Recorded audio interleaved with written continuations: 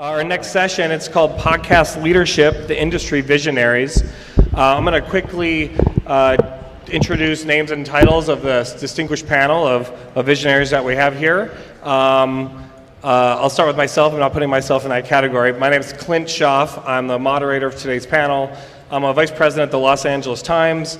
You probably know us as a newspaper. We do a lot of other things too, including podcasts, which is my interest here. And like you, I'm here to learn from this esteemed panel of industry visionaries and leaders about how we've gotten to where we are, and where we're headed. So that's sort of how we'll treat today's 45 minutes together. Quick introduction of how we're going to spend the day. We are going to do kind of a past, present, future. We'll reserve the last 10 minutes or so for Q&A, and then we do have to kind of promptly leave this room as they turn it over for lunch. So let's have an action-packed 45 minutes together. I'm going to introduce this group starting at your left, your left. All right. And so starting here with Rob Greenlee, VP of Content and Partnerships at Libsyn. Thank you for sponsoring as well, Rob. Yeah, we got Norm Pattis, founder of Podcast One and Westwood One, and a bunch of other great things that he can mention in a moment. Then Leslie Merklinger, Senior Director, Audio Innovation at CBC Radio and Audio. Next to Leslie, Chris Bannon, Chief Content Officer at Stitcher. And then finally, Todd Cochran, CEO of Blueberry Podcasting. So to start us off, this panel is it's similar to the last panel, but they're leaders in Hollywood, but we're the visionaries on this panel. So no pressure. Wanted to start, maybe we could just go down the line with the opportunity for each of you to provide maybe a little more thorough explanation. I think taking the temperature of the room, I think different people are at different parts of the podcast ecosystem. They might benefit of understanding where each of you and your organizations lie in the podcast ecosystem, and maybe just a kind of chance to brag and explain how you got this visionary status. But if we could start, Rob, would you like to tell us about yourself? Yeah, I would say Libsyn is it's one of the largest hosting platforms for podcasts. Been around since 2004. So it really was the first podcast hosting platform, and hosts a lot of really large podcasts. So it's a pretty powerful platform that has a lot of big shows on it.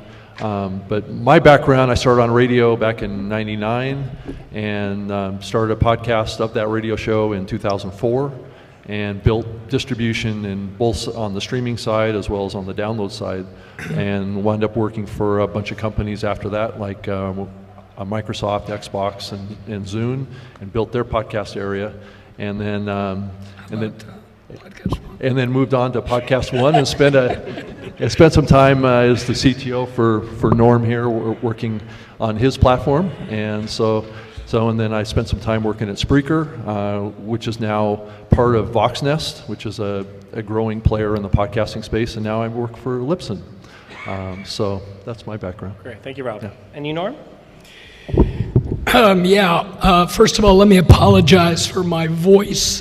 Anybody who knows me knows that I'm a big Laker fan. There's been a lot of Laker games the last few weeks. I've been there, and now I'm here, okay? Having said that, I'm sure I'm the oldest member of this panel, and I founded Westwood. Anybody here from Westwood One? I founded Westwood One. A lot of people at Westwood One hate that, okay? But they weren't the people who were there when I founded it, okay? So I founded Westwood One. It was 1976, okay? And was the chairman of the company up until 2011. And then I retired. And I formed a little radio consultancy called Courtside Entertainment Group. I guess there's a reason for that. Basically, because some of the folks at Westwood One thought it would be a good idea if I had a consultancy, or a boutique to keep a lot of the talent that was kind of attached to me over the years at Westwood One. And of course, I would certainly do that for the company that I founded. While I was doing that, a young man named Kit Gray, who'd been repping podcasts out of his apartment in Marina Del Rey with his dog, I was introduced to him by a mutual friend. He was in a bad state. He had just fired the dog. The dog was not producing. Or what he was producing did not add to the bottom line. After sitting down with Kit for a few minutes and finding out way more about podcasts than I ever knew, I thought, well, shit, this is just Westwood One for the digital age without formatic constraints and having to use radio as a distribution mechanism. I didn't need anybody to fund it at that time because Westwood One had been good to me, and we started Podcast One. And since that time, Podcast One has grown and grown and grown and grown. Last year, well, actually this year, the first half of the year, our revenue grew by 35%. That's indicative of what's going on in the marketplace. So that's who I am, and I'll get to find out more about you as we progress. Thank you. I'm Leslie Merklinger. I head up original podcasts for CBC, which is Canada's public broadcaster. I came from about 37 years in television as a producer and a director and a commissioning editor for TV stations.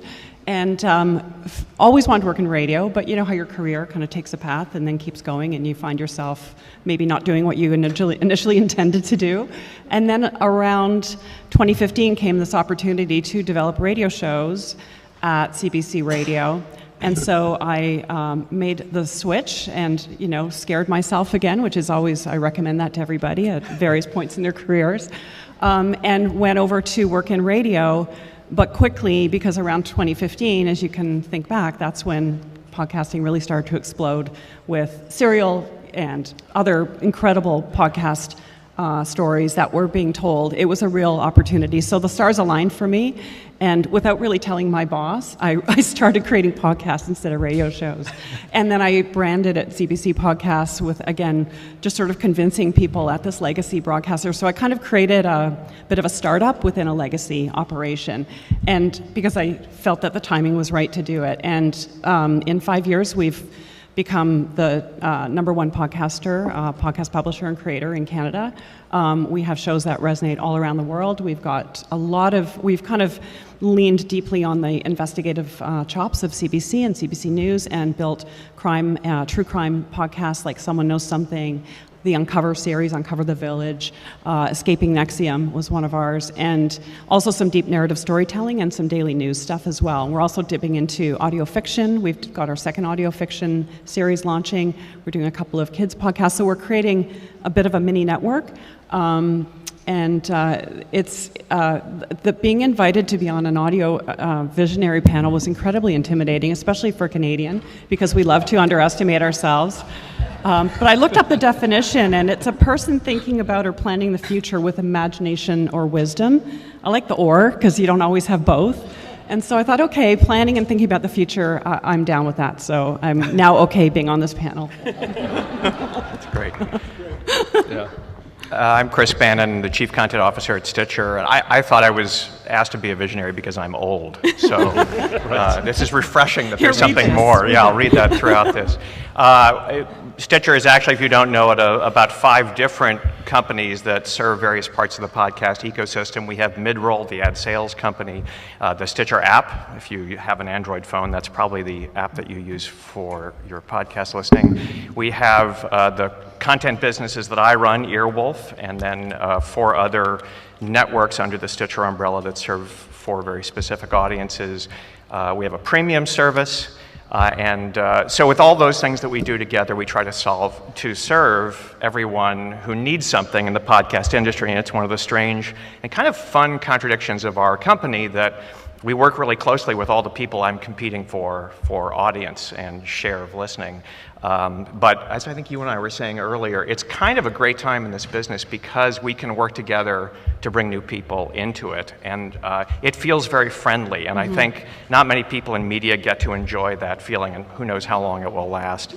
And it's familiar to me because I came out of public radio. I spent 24 years in various show running and programming jobs in public radio, 12 and a half years at WNYC under Herb, who still talks to me, despite some decisions I made about shows he liked. And I'm really flattered and happy to be here. It's great. Great. Thanks, Chris. I'm Todd Cochran. I'm probably the only person on the panel that did not have a background in media. I did 25 years in the Navy, retired in 2007. But I started podcasting in 2004. I was one of the first probably 50 podcasters that started. Also did some of the very first ad deals in podcasting by bringing GoDaddy into the space and Citrix GoToMeeting and a number of those companies, which opened up an opportunity to start a company. I started Blueberry Podcasting in 2005. Today, Blueberry Podcasting is most known for our PowerPress plugin. We power about 80,000 podcasts in the podcasting space. We offer a full line of hosting services. I still am a podcaster. Still do my show, a couple shows every week. We do a co-host a show with Rob. Rob and I both are in the Podcast Hall of Fame. I was inducted in 2015. Been really trying to keep the movement going as far as podcasting goes, as far as bringing new tools and services to the space. But more importantly, I'm down in the weeds doing the grind of doing a podcast every day, and I think that's the perspective that I bring to the table here, along with working with independent content creators, which is the core of our business. Excellent. Well, thank you all for introducing yourself. With all due respect to Chris's joke, it's definitely not an old panel. It's a group of bold people, bold leaders and I was only visionaries. speaking for myself. And so I think obviously Hall of Famers, literally and figuratively. We've got a ton of experience here in radio, television, and of course podcasting. And we're going to bring it up from the past to the near present. And what I'd like to first just lay out for the panel is basically to ask, just in all you have long esteemed careers, what are you doing now, or what are you seeing now that you weren't seeing 2 years ago? What are the recent kind of changes in podcasting that are having a big impact on you and your business? Well, it's very different today than it was 2 years ago. It's very different today than it was 5 years ago and 7 years ago. And it's going to be very different tomorrow. We live in a digital world, and if you're in a digital world, you know that one of the things you have to do is pivot on a moment's notice. Things change. I mean, I was just looking at our raw downloads across our network, and I noticed that, they were fluttering a bit, and I wanted to find out what was going on. I found out, one of the platforms has changed the way they count raw downloads, So, you have to take that into consideration when you're thinking about what it is that you're doing and how you're evaluating information. But, to be perfectly honest, that's not what got me into the podcast business. What got me into the podcast business was content. And the opportunity to provide content in all of its forms without being married to a particular distribution platform like radio, which has formats, except for, my friends at NPR have the luxury of not having to, having lots of radio content that doesn't necessarily follow formatic lines. And I think that's one of the reasons why they're so successful, frankly, because they're a medium of programs as opposed to a medium of formats. Where do I think it's going to go? I think iHeart will claim to be #1 in things we haven't even heard of yet, okay? And I think those of us who know the business will evaluate that the way we always do. Look, I've known Bob Pittman for 40 years, and he's as good a salesman as there is. But in this business, there's a lot of ways to measure success. You can measure success by individual programs. You can measure success by the strength of your network and your ability to sell to advertisers. You can measure your success by your ability to provide solutions for people who are in the business. All of that is going to continue to change. The one thing I'll leave you with is, now that agents have found this business, you're going to see some companies who will prosper by putting loss leaders on their networks or distributing loss leaders, because some of the deals that are being made would make it impossible to make a profit for a lot of us that are sitting up here. And you will see some companies who will realize that it's impossible to make a profit doing it that way. changing the way they do business. But Norm, there's a positive to the agent's entry. I was going to mention Hollywood too. It's this thing that 5 years ago we were sort of invisible as an industry to many people in Hollywood, but now it feels like they're the most interested people in the planet in podcasting. It's a creative opportunity, though, that I didn't have in 24 years of being in public radio, to work with comedians and writers, screenwriters, novelists, like all the people that the agencies represent are actually wonderful talent, many of them, wonderful talented people that didn't think they had a role to play in our medium. And now they do. And that's really a dramatic change from a couple of years ago. Yeah, I was going to say that too, just in thinking about your question of 2 years ago. I can't remember 2 years ago. To your point, yesterday things changed from last week. It's an incredibly fast-changing environment. But I was going to say that the recognition of the value of IP, of the podcast IP, I would say is one of the biggest changes that I've seen, and it's reflected in the inbound interest from producers and agents and all kinds of people in terms of looking to obtain the rights to develop for another platform. I'd say that's one of the biggest changes. I think too. Sorry, Rob. I think too, from a perspective of what's happening in the content space. In the beginning, it was a boys' club, and over the past 3 to 5 years, we've seen a huge, major influx of women and people of color coming into the podcasting space, and to me, that is very encouraging because it's just opening doors and giving people a voice that may not have had a voice before. You don't need an agent to do a podcast. That's the beautiful thing. Anyone can do one. So I think that as we see the space continues, I think the ladies are actually going to outnumber the guys in content creation as we move forward. It's just the bell curve is there as I'm looking at new customers come in the door. So, ladies, you're knocking it out of the ballpark. Yeah, I'd say that the obvious big trend around content is true crime. That's been something that's really blown up in the last couple of years. And then also around metrics, the IAB V2 guideline specification, the adoption has been rolling out across 10 companies over the last 2 years.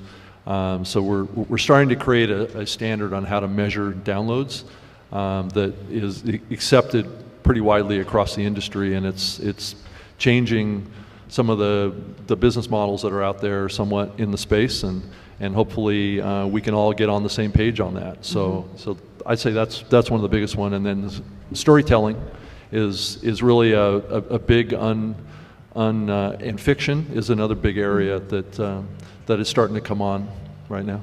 Excellent. Yeah, so just in summary, I hear it, the recent past, we've seen changes. The biggest constant has been that nothing is consistent, and there's a constant state of change.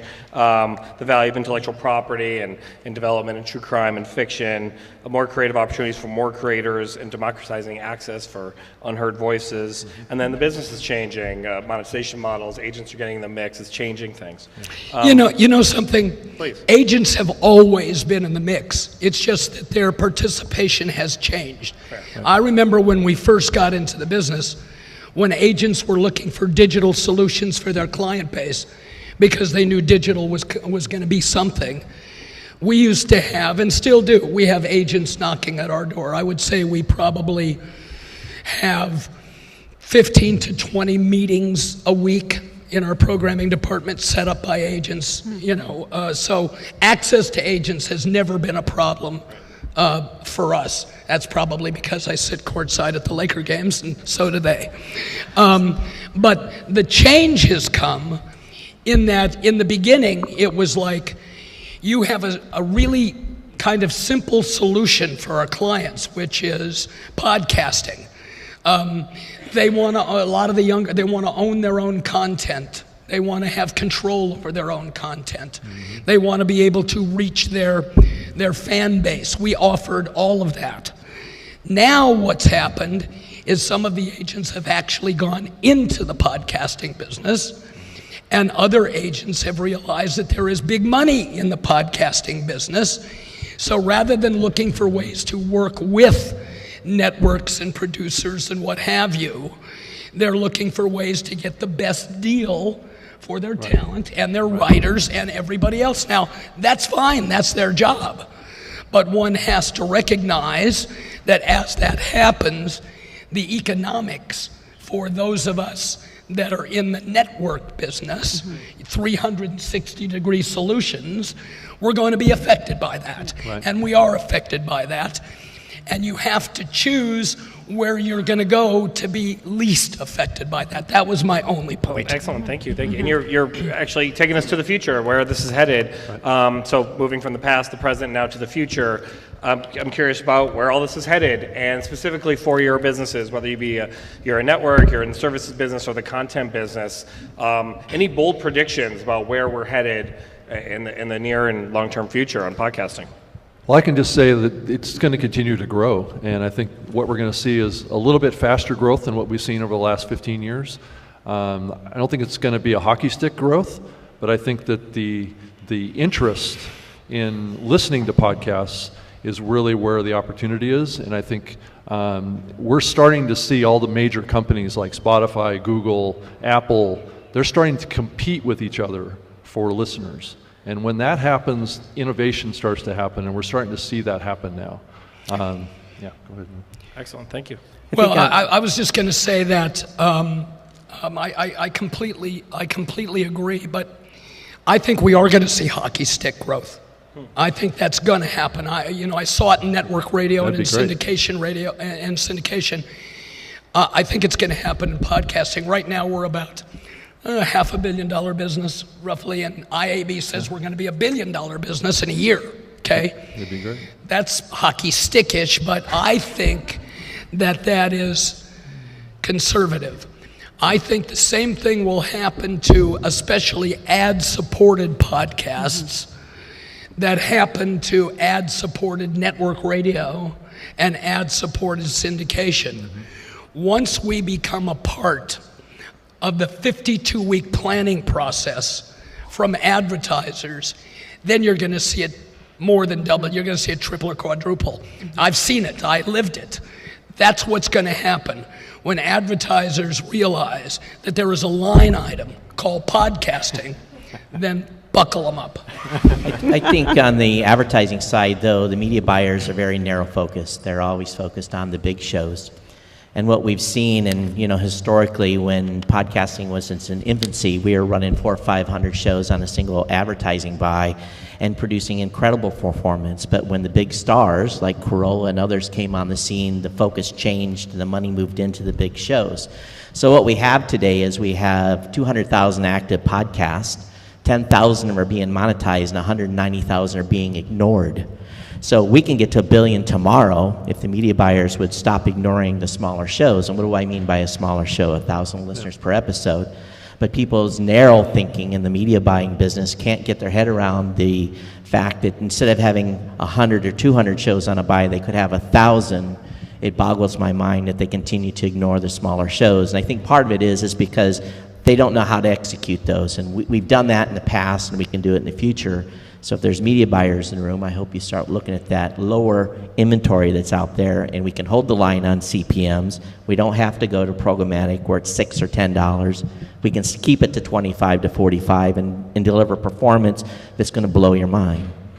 So if we're going to get to hockey stick growth, we're going to have to grow listeners faster, because that's going to be more places to run spots, right? No, I don't think so. I think we have the listeners already.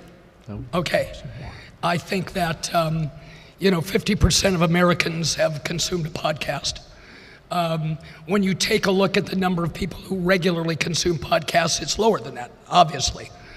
But podcasts don't have to fit into radio's box. We're kind of like a newspaper in some ways. As we get bigger, we can simply add a page.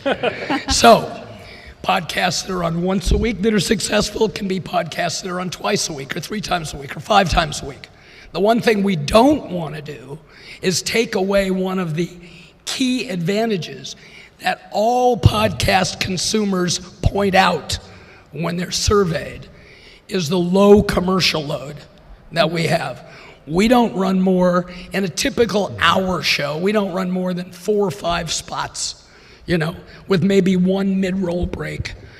If we start to over-commercialize, if we wind up being a radio station who runs anywhere from 12 to 18 spots an hour, we will suffer the consequences. No, you go. I think in terms of audiences, we're headed for much more accessibility, much less of seeing podcasting as being that sort of rarefied experience where, it's a club that you're not part of yet, and there's a little intimidation about have I listened to everything I'm supposed to listen to a place where it's like building a gigantic global digital library of books. That's how I see it, and we just keep adding titles. And so when someone now asks me, even 2 years ago, when someone would say, what podcast should I listen to? I started to think of, okay, what are the cool ones? What are the big ones? What are the important ones? And now I just say, well, if you ask me what kind of book I should recommend, what would you say? Like, what are you looking for? Then I start to kind of recommend in that genre. So I think we're heading towards this democratization of this medium, and it's going to just become another place for great stories that people don't feel that pressure to have heard, the one that everybody's talking about on the best of list. And I used to feel that pressure too, and I used to think, okay, I've got to listen to everything. Now I think there's so much great content, it's okay to really kind of choose the stuff that you like, as you do with television and certainly with books and music. I want to build on what Leslie just said, because the big change I've seen in the 5 years I've done this job is we would keep trying things in different ways for different people and see how they worked. And now what we really do is try to pick 5 audiences that we really want to go after. And it actually goes back to my radio programming days. We have a core audience for comedy at Earwolf. But I'm always thinking, in Colin Anderson, who's the VP of comedy and who'll be here later today, is always looking for fringe shows that will bring new listeners who haven't tried the medium or maybe haven't tried comedy yet, to create an open door for more people to listen. We just launched a show called Office Ladies. That's a recap of all the episodes of The Office with 2 of the cast members. And one of the most exciting things about getting to do that show, beyond Jen and Angela, and they're delightful to work with, was a whole bunch of people who maybe have never pushed that button on their phone are going to say, hey, there's a podcast about The Office. What's a podcast?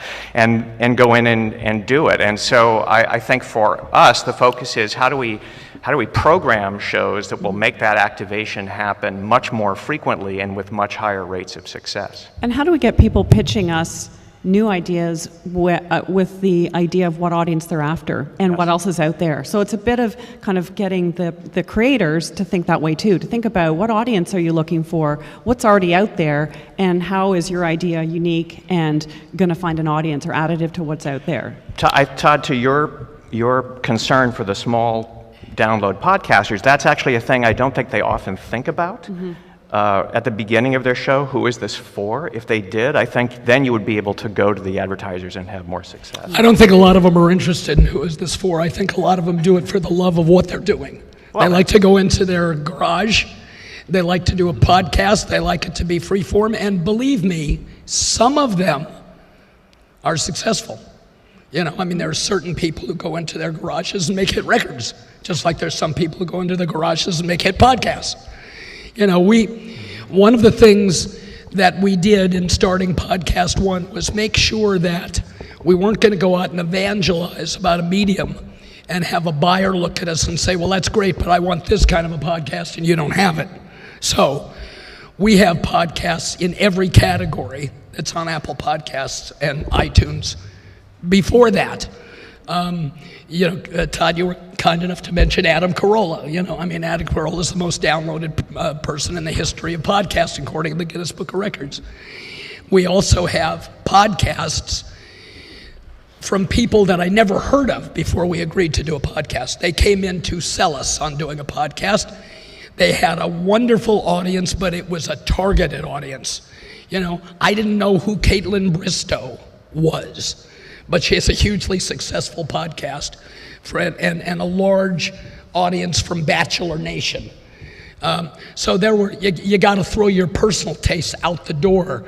There's a lot of tricks that we all have that we use to determine how big the audience can be, what target it's going to go after, and whether or not this thing has got a chance for success. And we probably give more chances in our business than any other form of the media that I know, because the barriers to entry are very low. Yeah. However, the barriers to success are very high. So that's something that you have to take into consideration. at all times. I keep explaining that to Shaquille O'Neal, who does a podcast and can't understand why, since he's the biggest podcaster, why he isn't the biggest podcaster in terms of audience. He has a nice audience, but it's not the biggest. Sorry, please. Yeah, I was just going to say, though success is only based on what your goals are. As far as podcasting, if you look at the history of the medium, people have gained benefit based on who's listening, not so much the numbers of people listening. There is niche content areas that can do very well with small audiences. So it's not just a big numbers game. If you have a very good show that has a relatively reasonably large audience, you can monetize that through a variety of different methods, whether it be premium, whether it be donations, whether it be a freemium model. There's a lot of ways that you can slice this, or you can be a consultant, sell books, sell training, sell all sorts of stuff, and people use the medium in this way too. So it isn't all about advertising if you look back to the history of the medium. And certainly from a public broadcaster perspective, our goals, our measures of success aren't always audience size and revenue, although those are as well. But sometimes it's mandate driven. We did a podcast called Other People's Problems, which was we would be in real therapy sessions with real patients. And it was our way of kind of pulling the curtain back on a new discussion around mental health. And so for the public broadcaster, it was really important to try to do something new. And we thought, well, let's just do this small podcast. It didn't cost very much money. It took a long time to figure out how to do it because we needed patients and therapists who were going to agree to doing this. But it ended up being tremendously successful. So that kind of delivered in a backhand way some other metrics that we actually hadn't set out to achieve to begin with. Excellent. So we learned about the future includes a lot of growth, a lot of a variety of more voices, different sets of goals, and different metrics for success. I have one last question that we'll open up for the crowd to ask a limited number of questions here before noon. Even visionaries need to sharpen the saw, stay up to date on what's next, especially with all these years of experience and at the echelon of the industry. How are you? Any resources that you have, or any tips for those of us assembled today to stay sharp on what's current and what's next in audio and in podcasting? And feel free, if you have something to plug of your own that can help, that would be good for people here to know as well. So I'll start. Rob and I, we do a show called The New Media Show. And even though we're competitors, we break things down pretty boldly and talk about things that other people in the podcasting space won't. People sometimes are scared to come on our show because we've talked about them.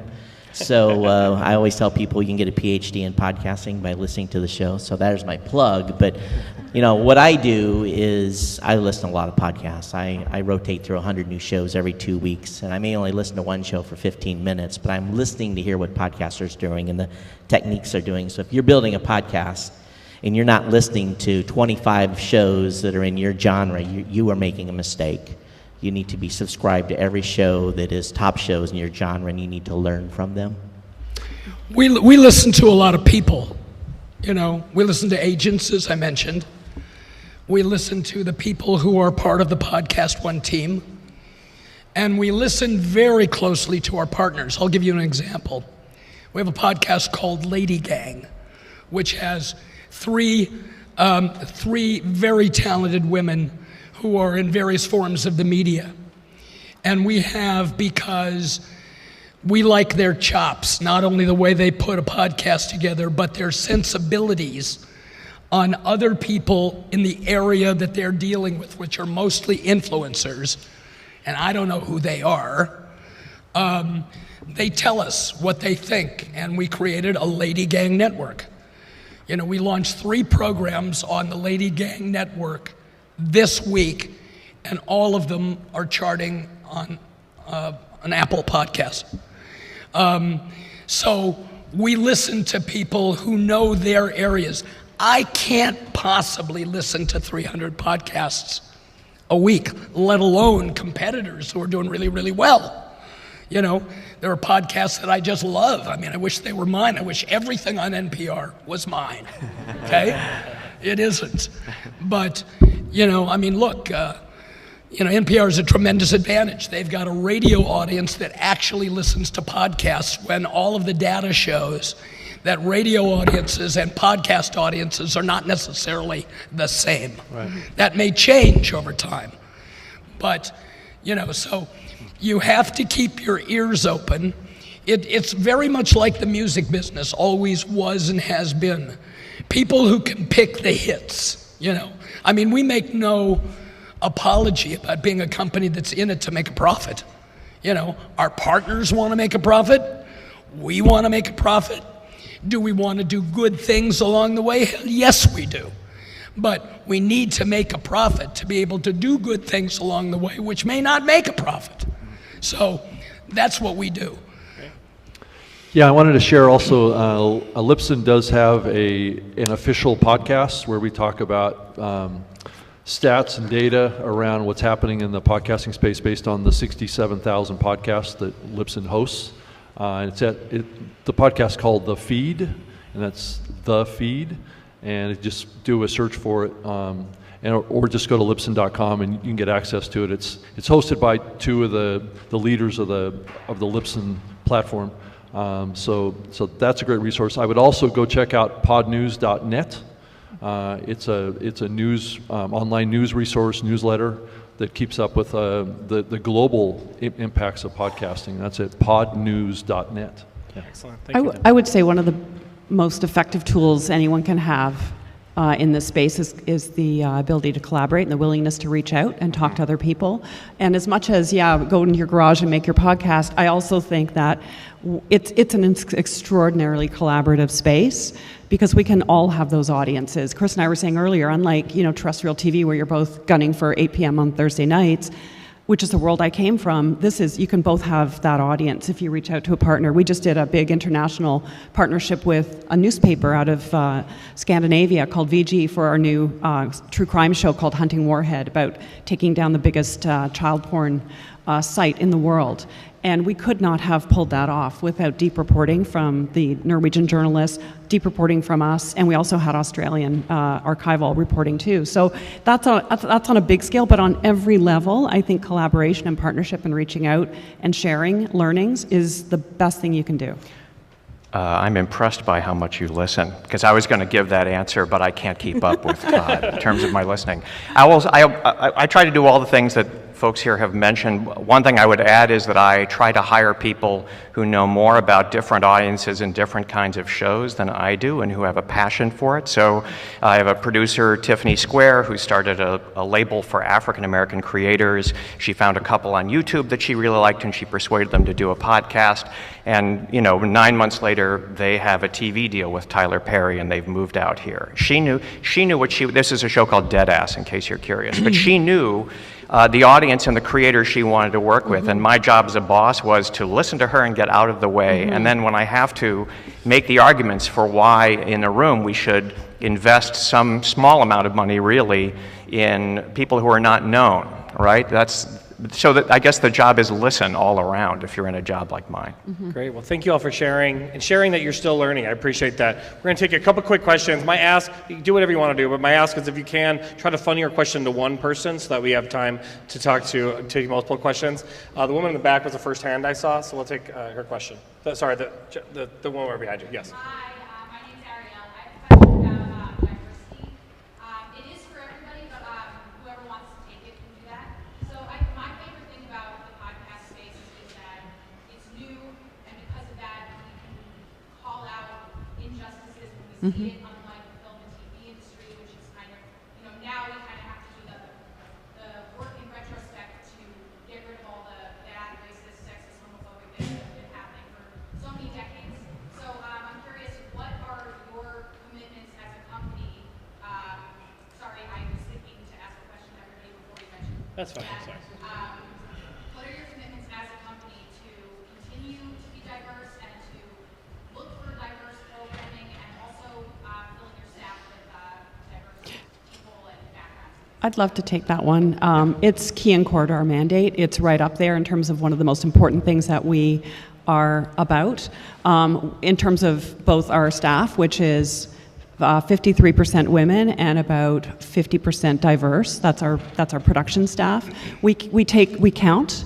We are accountable for those numbers. And in terms of the voices, we really set out to do podcasting for the main reason that we started doing podcast at CBC was to give voice to diverse perspectives, those non-traditional, authoritative, often white voices that dominate the radio. So that was our way of really being relevant as a public broadcaster. So it's absolutely key. Yeah, it's a big priority for Libsyn to be open to diversity and all sorts of voices. I mean, we're just a platform, so we're open and encouraging women to get in the podcasting space, all races and genders, viewpoints, whatever, are welcome in this space. So that's a terrific statement to make about this medium. Right? You don't just say we're welcoming to, but you have to actually intentionally go after diversity. You have to intentionally do it. And it can be summed up in 2 words: no gatekeepers. Podcasting is there's no gatekeepers for content. Right. Yeah.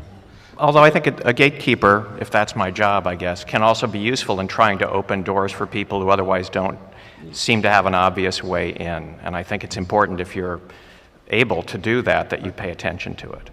Take a question from the gentleman in the maroon shirt. Building on that, within the diversity world, in the mainstream media right now, a group that technically is in a diverse world but is being frozen out of content is older people, older writers, older creators. And I'm wondering if content outweighs age as far as podcasts are concerned.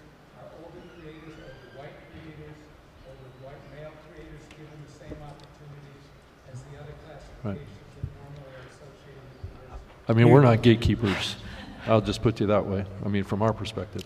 We're not gatekeepers. We're not gatekeepers, but we know who we do business with. Okay, we know who and I would say one of the great opportunities for older creatives is podcasting. When I got into the business, podcasting was primarily 45 plus and male. Mm-hmm.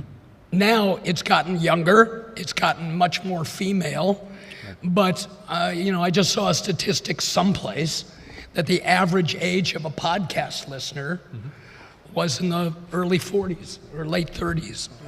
Right. So, there's tremendous opportunities. Plus, I'll say this, because of the writer's strike, we've seen a lot of writers come through our doors who would not normally come through our doors. So, it creates an opportunity. What we're concerned about is we're concerned about content. And if you're in every category that you can find on Apple Podcasts, you're going to be diverse just because every category offers diversity within it. Look, the world's changing. We have to change with it. I think, too, for independent podcast creators, just remember, you just need a domain name, a website, and you can get started podcasting today. It's really simple, So if you have a message and a voice, don't let anything slow you down. There's even hosts out there that are free, that are competitors of mine, that all you got to do is just go sign up and you can record a podcast over a phone. So, I think that there's no barrier here for anyone. That's the key to podcasting. Great. I saw an enthusiastic guy in the sweater against the wall. I'm Cameron. I host a podcast called Sex Talk with My Mom. So I'm interested in censorship, and obviously it's very easy to start a podcast, but the discoverability is challenging. And as Spotify and Apple invest more and more into their platforms, do you think that censorship will become an issue for us? As long as you control your brand on the site that you own, there's even a character out there that got delisted from Apple, and he's probably in this entire audience, everyone would think his content's disgusting, but his podcast is still on the air because he owns his RSS feed. And that's, I think, the key here is there is no censorship. Yeah, again, go back to the bookstore analogy, right? There are a lot of titles on the shelf that are very, adult content or risque or whatever, but it's about transparency to the audience of what they're getting. So I think that's the other key thing, is as long as you let the audience know that it might be adult content or it might be, and as a public broadcaster, that is again something that we think a lot about, is being transparent. But we've had, we've really pushed boundaries on language and content in our podcast space that we couldn't do in our radio offer. Cam, maybe your podcast isn't transgressive enough. Though I would say that there is something to be said for censorship in this medium. I mean, it has happened in various situations when content goes too extreme. It has happened. The Alex Jones podcast is a good example of that. Boo. I know, boo is right, but Boo. but No, it has not happened. Boo Alex Jones, boo censorship on podcasting yeah. or any place. Somebody, Right. I was a regent of the University of California for 16 years. Stroll across campuses in the University of California to see who's being allowed to speak and who isn't being allowed to speak, and it will blow your mind. But platforms are publishers, and I think if you look at the world we're in right now, every platform has to think about itself as a publisher with an editorial responsibility, and it is fair for an individual platform to draw lines wherever they see fit in the interests of their audience and their employees and their shareholders. Well, they do have terms of service, and That's right. and that's what it's all about sometimes. Sorry to interrupt. So we got to wrap up because there's this firm deadline here for lunch. I want to first make a couple announcements and then a couple thank yous. So announcements. We all need to get our stuff and go to outside of the room as they set it up for lunch inside here. That's correct, right? Yeah. So we're going to do that in just a moment. And so, don't leave your things behind. And then this group of this esteemed panel of visionaries are willing. We're going to go outside that door and willing to take business cards, handshakes, all that jazz for a reasonable amount of time. Thank you, panelists. Thank you. Thank you, Hollywood staff. Thank you, Harwood. Thank you all for being here.